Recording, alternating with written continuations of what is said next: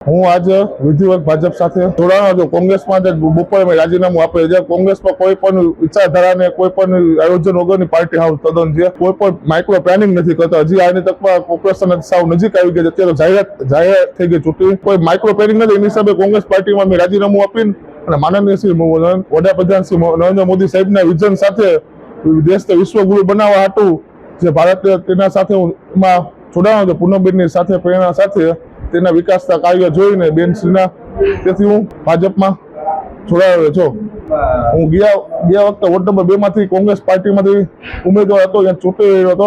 માત્ર કોંગ્રેસ તો કોઈ માઇક્રો પ્લાનિંગ નથી। કોઈ પણ ચૂંટણી આવે ત્યાં જ મેદાનમાં આવે, કોઈ પણ કાર્યકર્તાની ટાણે કિંમત નથી થતી। બધા એસસી ઓફિસમાં જ બેઠા રહીએ છે।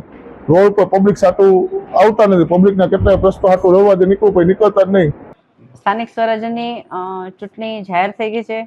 ભારતીય જનતા પાર્ટી જામનગરમાં ખૂબ સારો વિકાસ કરી રહી છે અને લોકો પણ આ વિકાસને જોવે છે, એની સરાહના કરે છે।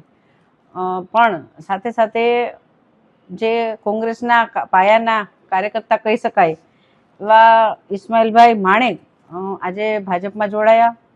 સાથે સાથે કરણી સેનાના પ્રમુખ, જિલ્લા પ્રમુખ સુરપાલસિંહ વાળા ભાજપમાં જોડાયા અને કિરપાલસિંહ ઝાલા જે શહેર મહામંત્રી છે કરણી સેનાના, એ પણ આજે ભાજપનો ખેસ ધારણ કરી અને ભાજપમાં જોડાયા છે। આ તમામને ભારતીય જનતા પાર્ટીના અધ્યક્ષ તરીકે એમને ભારતીય જનતા પાર્ટીમાં આવકારું છું। ભારતીય જનતા પાર્ટીની જે વિચારધારા છે, જે રાષ્ટ્રવાદી વિચારધારા છે, રાષ્ટ્રને વરેલી છે અને મોદી સાહેબના જે વિચારો છે, એમની જે દીર્ઘદ્રષ્ટિ છે, એને જોઈને, એને અનુસરીને આ તમામ લોકો ભારતીય જનતા પાર્ટી સાથે જોડાયા છે। અને આજની આ દિવસે જ્યારે ચૂંટણી જાહેર થઈ છે, આજથી ભારતીય જનતા પાર્ટી ચૂંટણીના બ્યુગલ ફૂંકાઈ ચૂક્યા છે, તો અમારી સાથે વધુ ને વધુ લોકો જોડાય અને અમારો ભારતીય જનતા પાર્ટીનો પરિવાર ખૂબ મોટો થઈ રહ્યો છે।